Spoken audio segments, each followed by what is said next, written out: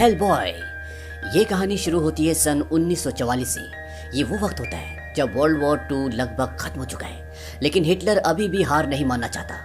वो किसी भी कीमत पर यूएन को हराना चाहता है। वहीं यूएन सेना की एक टुकड़ी स्कॉटलैंड के एक टापू पर पहुंचती है। यहाँ पर ट्रॉन्डम एबी के खंडर होते हैं और यूएन की पूरी सेना आगे बढ़ना शुरू करती है। इनके साथ प्रोफेसर ट्रेवर ब्रूम भी होते हैं और वो इन्हें बताते हैं कि ये वो जगह है जहाँ पर पास्ट और प्रेजेंट दोनों एक साथ मिलते हैं, जहाँ पर हमारी दुनिया और दूसरी दुनिया के रास्ते मिल जाते हैं। लेकिन उनकी बातों पर किसी को यकीन नहीं आता। अब जब ये थोड़ी सी आगे जाते हैं तो ये देखते हैं कि वहाँ पर कुछ लोग कुछ काम कर रहे होते हैं और इन्हीं लोगों में एक आदमी होता है ग्रिगोरी, और ये हिटलर के लिए काम करता है। ग्रिगोरी के 2 शिष्य भी होते हैं, एक का नाम होता है कार्ल और दूसरी का नाम होता है इल्सा। और अब कार्ल यहाँ पर कुछ करना चाहता है। दरअसल पिछले 5 सालों में उसने एक ऐसा यंत्र बनाया है जिससे वो दूसरी दुनिया का दरवाजा खोलेगा और ओग्रो जहाज, तबाही मचाने वाले 7 देवता जो शीशे की दुनिया में कैद हैं, उन्हें आजाद करवाएगा ताकि ये इस युद्ध में हिटलर को जीत दिलवा सके। और वो अपना काम शुरू करता है और वहाँ पर दूसरी दुनिया का दरवाजा खुल जाता है। लेकिन तभी यूएन की सेना इन पर हमला कर देती है। इन दोनों के बीच में काफी लड़ाई होती है और जो दरवाजा उन्होंने खोला होता है, प्रोफेसर ब्रूम उसकी तरफ एक बॉम्ब फेंकते हैं और जब वो बॉम्ब ब्लास्ट होता है तो वो दरवाजा बंद हो जाता है। और दरवाजा बंद होने के साथ साथ ग्रिगोरी भी उस दरवाजे के अंदर खींचा चला जाता है और वो पूरी तरह से उस दरवाजे के अंदर जाकर गायब हो जाता है। और ग्रिगोरी के शिष्य कार्ल और इल्सा यहाँ से भाग जाते हैं और बाकी जितने भी जर्मन्स होते हैं उन्हें यूएन की सेना मार देती है। अब ब्रूम जो कि जख्मी हो चुके हैं, वो कहते हैं कि दूसरी दुनिया का दरवाजा बहुत देर तक खुला हुआ था, जरूर अंदर से कोई ना कोई बाहर आया होगा। और तभी उन्हें पीछे कुछ हलचल होती हुई नजर आती है और जब वो वहाँ पर देखते हैं तो वहाँ पर उन्हें एक छोटा सा बच्चा दिखता है जिसका एक हाथ बहुत बड़ा होता है और ये पूरी तरह से लाल रंग का होता है। प्रोफेसर ब्रूम उसे एक चॉकलेट देते हैं और उसे अपनी गोद में उठा लेते हैं। ये बच्चा दूसरी दुनिया का बच्चा है और इसके बाद सेना इस बच्चे का नाम रखती है हेल बॉय। धीरे धीरे वक्त गुजरता है और 60 साल बीत जाते हैं और 60 सालों के बाद ग्रिगोरी के दोनों शिष्य इल्सा और कार्ल एक आदमी को एक पवित्र जगह पर ले जाते हैं और वहां पर ले जाकर उस आदमी को वो मार देते हैं और उसके रक्त की धार एक जगह जाकर इकट्ठा होती है और ग्रिगोरी जो दूसरी दुनिया में गायब हो गया था वो एक बार फिर से वापस इसी दुनिया में आ जाता है। वहीं दूसरी तरफ ये दिखाते हैं कि ब्रूम अब बहुत बूढ़े हो चुके हैं, वो बीमार हैं और डॉक्टर उन्हें बताते हैं कि आप 6 हफ्ते से ज्यादा जिंदा नहीं रह सकते। डॉक्टर्स चाहते हैं कि वो हॉस्पिटल में एडमिट हो जाएं, लेकिन ब्रूम बोलते हैं कि मैं अपने घर पर रहना ज्यादा पसंद करूंगा, मुझे अपने बेटे के लिए कुछ अरेंजमेंट्स करने हैं। और वो वापस अपने रिसर्च सेंटर में आ जाते हैं। इसका नाम होता है BPRD यानी कि bureau of paranormal research and defence centre. ये गवर्नमेंट की तरफ से उन्हें मिला होता है। अब ब्रूम यहाँ पर FBI के एक एजेंट जिसका नाम जॉन होता है उसका ट्रांसफर करवा लेते हैं। दरअसल उन्होंने इसे कई सारे एजेंट्स में से चुना होता है और ब्रूम जॉन को सबसे पहले एप सेपियन से मिलवाते हैं। ये एक अजीब सा प्राणी होता है। ब्रूम बताते हैं कि ये हमें एक हॉस्पिटल के खुफिया तहखाने में मिला था और इसकी खासियत ये है कि ये किसी का भी दिमाग पढ़ सकता है। ये एक दिन में 4 किताबें पढ़ता है, वो भी चारों एक साथ। इसके बाद ब्रूम उसे आगे ले जाते हैं और वहाँ पर एजेंट क्ले आते हैं। ब्रूम बोलते हैं कि इन्हें अपने साथ ले जाओ और एजेंट क्ले उसे एक कमरे के अंदर ले जाते हैं और उस कमरे के अंदर हेलबॉय होता है। हेलबॉय अब बहुत बड़ा हो चुका है, हालांकि 60 साल बीत चुके हैं, लेकिन हेलबॉय अभी भी बहुत जवान और बहुत स्ट्रांग होता है क्योंकि इंसान की उम्र के 4 साल और हेलबॉय की उम्र का 1 साल बराबर होते हैं। यानी कि इंसानी वक्त के हिसाब से वो 60 साल का है, लेकिन उसके शरीर की और उसकी ताकत की उम्र मात्र 20 साल होती है। जॉन उसे देखकर हैरान हो जाता है क्योंकि आज से पहले उसने उसके बारे में सिर्फ कॉमिक्स में पढ़ा था और आज जब वो उसे अपने सामने देखता तो उसे यकीन ही नहीं होता। हेलबॉय एजेंट क्ले से पूछता है कि ये बच्चा कौन है। वो कहता है कि ये तुम्हारा साथी है। हेलबॉय बोलता है कि मुझे किसी साथी की जरूरत नहीं है। तभी एजेंट क्ले जॉन को धीरे से बोलता है कि उसे चॉकलेट दो। दरअसल ये चॉकलेट जॉन को ब्रूम ने दी होती है और जब वो उन चॉकलेट्स को हेलबॉय को देता है, हेलबॉय पूछता है क्या पिताजी आ गए। क्ले बोलता है कि हाँ वो आ चुके हैं। हेलबॉय पूछता है क्या वो अभी भी नाराज हैं। क्ले कहता है कि अगर तुम बिना पूछे बिना काम के बाहर जाओगे तो वो नाराज होंगे। हेलबॉय बोलता है कि मुझे उस लड़की से मिलना था और तभी वहाँ पे एक अलार्म बजता है और ये अलार्म होता है खतरे का। और इसके बाद हेलबॉय एब वो प्राणी जो एक दिन में 4 किताबें पढ़ता है और दूसरों का दिमाग भी रीड कर लेता है, और जॉन उस जगह पर पहुंचते हैं जहाँ पर एक घटना घटी है। ये एक म्यूजियम है जहाँ पर एक अजीब सा प्राणी आ गया जिसने कई लोगों को मार दिया है और अब ये सब के सब उसके अंदर जाते हैं। एब अपनी शक्तियों का इस्तेमाल करके हेलबॉय को बताता है कि वो अंदर है। हेलबॉय सबको बोलता है कि तुम बाहर ही रुको और वो अंदर चला जाता है और अंदर एक अजीब सा क्रिएचर होता है, इसका नाम समाइल होता है और चंद ही पलों में हेलबॉय उसे मार देता है। और जब वो बाहर आ रहा होता है तभी एब उसे बताता है कि मैंने उसके बारे में पढ़ा है, ये वो जीव है जिसके अंदर वो शक्ति है जो मरकर भी जिंदा हो जाता है। और हेलबॉय समझ जाता है कि मैंने उसे मार तो दिया लेकिन वो अभी मरा नहीं, वो जिंदा है। और एक बार फिर से इन दोनों के बीच में घमासान युद्ध होता है और हेलबॉय एक बार फिर से उसे मार देता है और वहाँ से चला जाता है। और उसके जाने के बाद वहाँ पर ब्रूम, एब और इनकी पूरी टीम आती है। यहाँ पर जो सामान होता है उस सामान को छूने के बाद एब ये पता लगाता है कि यहाँ पर हुआ क्या था और उसे ये पता चलता है कि यहाँ पर ग्रिगोरी, इल्सा और कार्ल आए थे। ये वही लोग हैं जो आज से 60 साल पहले स्कॉटलैंड के एक तट पर दूसरी दुनिया से बुराई के 7 देवताओं को इस दुनिया में लाना चाहते थे, लेकिन उस वक्त इन्हें रोक लिया गया था और अब ये एक बार फिर से इस दुनिया में आ चुके हैं। और इस जीव को जिसे अभी अभी हेलबॉय ने मारा है उसे भी कैद से ग्रिगोरी ने ही छुड़ाया होता है। और ग्रिगोरी ये कहता है कि तुम्हारी हर एक मौत तुम्हारे लिए 2 जिंदगियां लेकर आएंगी। ये सब जानने के बाद ब्रूम बहुत परेशान हो जाते हैं और यहाँ पर एब जब ब्रूम के शरीर में हाथ लगाता है तो उसे पता चल जाता है कि वो बहुत बीमार हैं। वहीं दूसरी तरफ ये दिखाते हैं कि हेलबॉय एक मेंटल हॉस्पिटल जाता है और वहाँ पर वो एक लड़की से मिलता है जिसका नाम लिज होता है। ये पहले इन्हीं के साथ रहा करती थी और इसके अंदर आग को पैदा करने की शक्ति होती है, लेकिन वो शक्ति इसके कंट्रोल में नहीं होती, इसीलिए यहाँ पर होती है। हेलबॉय उसे कहता है कि तुम्हें हमारे साथ वापस चलना चाहिए। वो कहती है कि मुझे यहाँ पर अच्छा तो नहीं लगता, लेकिन यहाँ पर कई दिनों से कोई हादसा नहीं हुआ है और अब मैं अपनी आग को कंट्रोल भी करने लगी हूँ। और तभी वहाँ पर ब्रूम, एब, जॉन और बहुत सारे एजेंट्स आ जाते हैं और वो हेलबॉय को वहाँ से वापस ले जाते हैं। अब हेलबॉय के हाथ में उस क्रिएचर से लड़ते हुए एक घाव का निशान बन गया होता है और जब एब उसे देखता है तो उसके अंदर उसी जीव के जिसे हेलबॉय ने मारा था उसके अंडे होते हैं। एब बताता है कि ये अपने डंक के जरिए कहीं पर भी अंडे छोड़ सकता है। ये सिर्फ 2 चीजें बर्दाश्त नहीं कर सकते, एक गर्मी और दूसरा रोशनी, और इन अंडों को पनपने के लिए सीलन और अंधेरे की जरूरत है। अब हेलबॉय ने उस क्रिएचर को एक ट्रेन के टनल में मारा होता है और ऐसा वातावरण वहाँ पर है। ब्रूम हेलबॉय को बोलते कि कल तुम एब के और बाकी एजेंट्स के साथ वहाँ पर जाओगे और वहाँ पर जितने भी अंडे होंगे उन सबको नष्ट करोगे।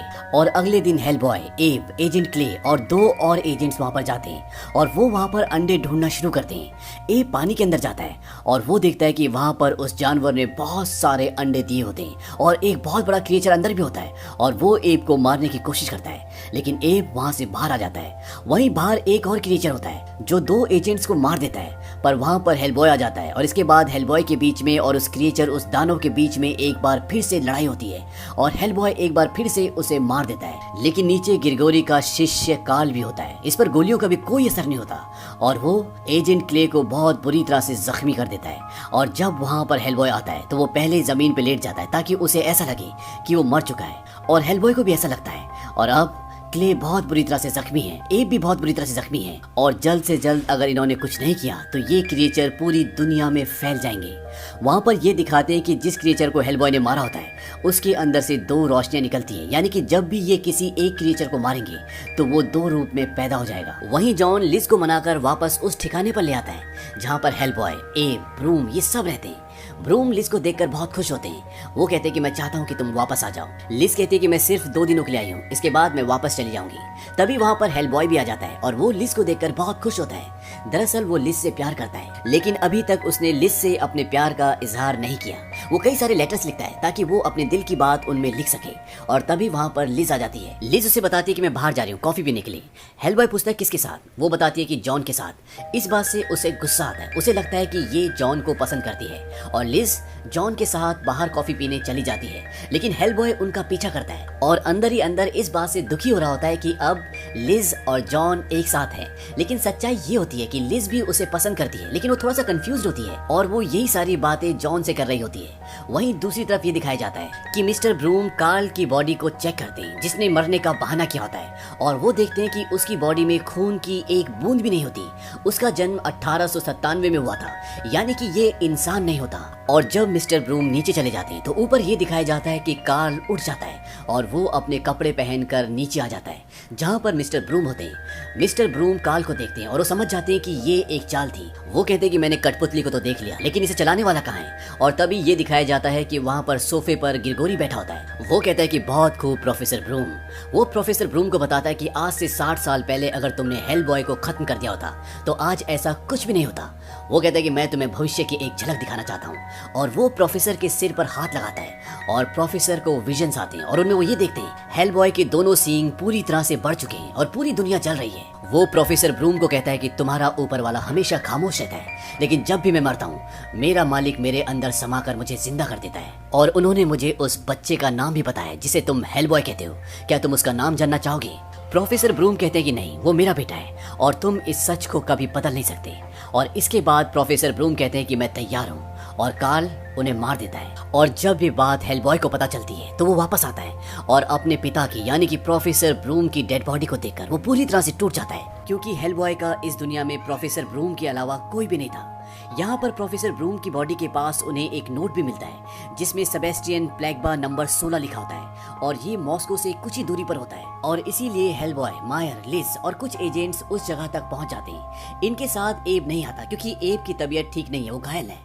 और अब इन्हें वहाँ पर पुराने खंडर दिखते हैं और ये सब के सब उसके अंदर चले जाते हैं। ये बहुत ही खतरनाक होते हैं और साथ ही साथ इन पुराने खंडरों के अंदर बहुत बड़ी बड़ी मशीन्स होती हैं। इनके सामने कार्ल आ जाता है। कार्ल वही है जिसने प्रोफेसर ब्रूम को मारा होता है और वो हेलबॉय पे हमला कर देता है। लेकिन हेलबॉय उससे बहुत ताकतवर है और उसे पता है कि इसने मेरे पिता को मारा था, इसीलिए हेलबॉय उसे बहुत बुरी तरह से मार देता है। लेकिन अब तक हेलबॉय से लिज और जॉन मायर अलग हो चुके होते हैं और इन्हें वहाँ पर उस जीव का नया ठिकाना भी मिल जाता है जिसे सैमल्स कहते हैं। और वहाँ पर उसने काफी सारे अंडे दिए होते हैं और यहाँ पे उसी तरह के कई सारे जीव होते हैं और ये सब के सब उन पर हमला कर देते हैं। हेलबॉय उनसे लड़ने की कोशिश करता है लेकिन इतने सारों के साथ एक साथ लड़ना बहुत मुश्किल है। लिज ये सब देखकर जॉन को बोलती है कि मुझे थप्पड़ मारो ताकि उसे गुस्सा आए और वो अपनी आग की पावर को इस्तेमाल कर सके। जॉन मायर ऐसे करता है और तभी उसके हाथ में आग जलना शुरू हो जाती है। वो जॉन को बोलती है कि तुम यहाँ से चले जाओ और जॉन एक पत्थर के पीछे छुप जाता है। और इसके बाद लिज अपनी आग की पावर से वहाँ पर जितने भी वो जीव होते हैं और उनके अंडे होते हैं उन सब को जलाकर राख कर देती है। और उन सब के खात्मे के साथ साथ लिज और हेलबॉय दोनों बेहोश हो जाते हैं। और जब हेलबॉय को होश आता है तो वो देखता है कि उसे जंजीरों से जकड़ा हुआ है। उसके आगे ग्रिगोरी और उसकी शिष्य इल्सा होती है और वहाँ पर लिज भी होती है जो अभी भी बेहोश है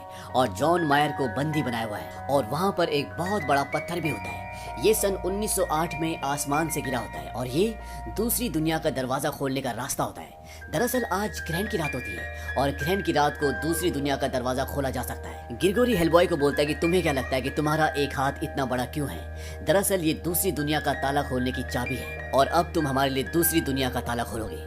हेलबॉय मना कर देता है। ग्रिगोरी बोलता है कि शायद तुम लिज की आत्मा के बदले दरवाजा खोलना चाहोगी और वो लिज की आत्मा को निकल जाता है। ग्रिगोरी हेलबॉय को बोलता है कि अगर तुम लिज को वापस पाना चाहते हो तो उसकी आत्मा दूसरी तरफ इंतजार कर रही है जिसके लिए तुम्हें दरवाजा खोलना ही पड़ेगा। हेलबॉय उन तालों को, उन फंदों को तोड़ने की कोशिश करता है। ग्रिगोरी बोलता है कि तुम्हारा असली नाम इन तालों पर लिखा है, तुम इन्हें नहीं तोड़ सकते, तुम अपना असली नाम पुकारो।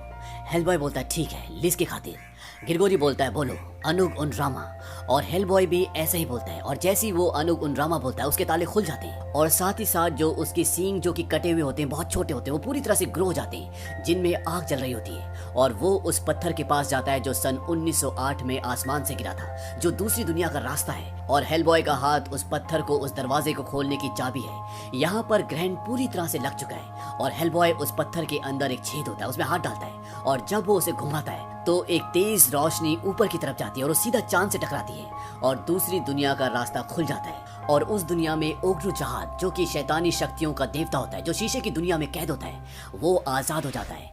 इसके बाद हेलबॉय को एक और ताला खोलना है जिससे वो हमारी दुनिया में आ जाएगा। और जब वो ऐसा करने वाला होता है तभी जॉन मायर उसे बोलता है कि तुम भूलो मत कि तुम कौन हो और वो उसकी तरफ उसके पिता का यानी कि प्रोफेसर ब्रूम का गले का क्रॉस फेंकता है। और जब हेलबॉय उसे देखता है तो उसे अपनी अच्छाई, अपने पिता के सपने की याद आ जाती है और वो अपने वो सिंह जो अभी अभी पूरी तरह से उग चुके उन्हें तोड़ देता है और उनके टूटने के साथ ही दूसरी दुनिया का दरवाजा बंद हो जाता है। ग्रिगोरी बोलता है कि तुमने ये क्या किया? हेलबॉय बोलता है कि मेरी मर्जी, और जो सिंह उसने तोड़ा होता है वो ग्रिगोरी के शरीर के आर पार कर देता है। इसके बाद वो लिज को उठाता है और वहाँ से जाने लगता है, लेकिन ग्रिगोरी अभी भी मरा नहीं होता। वो कहता है देखो तुमने क्या किया, तुमने मुझे मार दिया और जन्म दिया एक भयंकर दानव को और उसके अंदर से एक बहुत बड़ा विशाल दानव निकलता है और वो सबसे पहले इल्सा को मार देता है जो कि खुद ग्रिगोरी के साथी होती है। और इसके बाद वो हेलबॉय पे हमला करता है और हेलबॉय उसका मुकाबला करता है, लेकिन ये बहुत शक्तिशाली होता है। हेलबॉय के पास ग्रेनेड्स भी होते हैं। हेलबॉय अपने आप को उसके पेट के अंदर जाने देता है और जब वो दानव हेलबॉय को पूरी तरह से निगल जाता है तो हेलबॉय उसके पेट के अंदर ब्लास्ट कर देता है जिससे उस दानव के चिथड़े उड़ जाते हैं और इस तरह से उस दानव का अंत हो जाता है। हेलबॉय बचकर बाहर निकल जाता है और वो लिज और जॉन मायर के पास जाता है। लिज अभी भी अचेत होती है और वो लिज के कान में कहता है कि तुम तो मेरी थी लेकिन मैं समझ नहीं पाया। और तभी लिज को होश आ जाता है। वो हेलबॉय के गले लग जाती है। वो हेलबॉय से बोलती है कि उस अंधेरे में मुझे तुम्हारी आवाज आ रही थी, तुम क्या बोल रहे थे? हेलबॉय कहता है कि मैं कह रहा था कि एक जहन्नुम के रखवाले, इसे छोड़ दो, अगर मैं उस तरफ आया तो तुम्हें बहुत भारी पड़ेगा। और इस तरह से इस कहानी का एक सुखद अंत होता है। इस कहानी में लेखक ने ये बताया है कि हेलबॉय एक बुरी दुनिया का, काली दुनिया का इंसान जीव होता है, लेकिन प्रोफेसर ब्रूम के प्यार और उनके अच्छे संस्कार से वो पूरी तरह से बदल जाता है। वो मानवता के हित के लिए काम करता है, हमेशा इंसानियत को आगे रखता है और अपनी शक्तियों का गलत इस्तेमाल नहीं करता, जबकि कई बार खुद इंसान होने के बाद भी ऐसे काम करता है जो इंसानियत के खिलाफ होते हैं और जिससे हमेशा तबाही आती है। ये फिल्म रिलीज हुई थी ईयर 2004 में। इस फिल्म की IMDb पे रेटिंग है 6.8। इस फिल्म का बजट था $66 मिलियन और बॉक्स ऑफिस पर इसने कमाई की थी $99 मिलियन की। उम्मीद करते हैं कि ये कहानी आपको पसंद आई हो।